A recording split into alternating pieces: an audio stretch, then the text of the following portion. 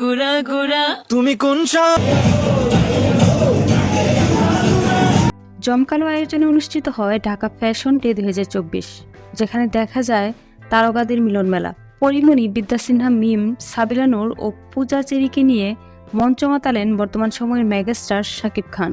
সেখানে পরিমণিকে দেখা যায় শাকিব খানকে দেখে সে তাকে জড়িয়ে ধরে চুমু খাচ্ছেন, আর শাকিব খানকেও তার সাথে হাসি মুখে কনভারসেশন করতে দেখা যায়। আর পরিমণির এই উদ্ভট কাণ্ডটি মুহূর্তেই ভাইরাল হয় নেট দুনিয়ায়। সেই অনুষ্ঠানের এক পর্যায়ে শাকিব খান মঞ্চে উঠে পরিমণি ও পূজাচেরির সাথে র্যাম্পে হাঁটেন।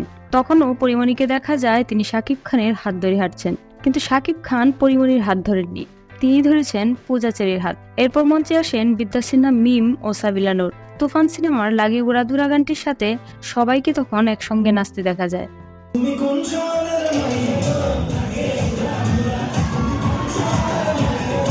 তাদের সাথে তখন যোগ দেন চিত্রনায়ক ইমনও। তখন শাকিব খান মঞ্চে দাঁড়িয়ে ভক্তদের উদ্দেশ্যে চুমু ছুঁড়ে দেন। আর র্যাম্পে হাঁটা শেষে ভক্তরা মঞ্চে শাকিব খানকে ছুঁতে হাত বাড়ালে তাদের সাথেও হাত মিলান এই মেগাস্টার।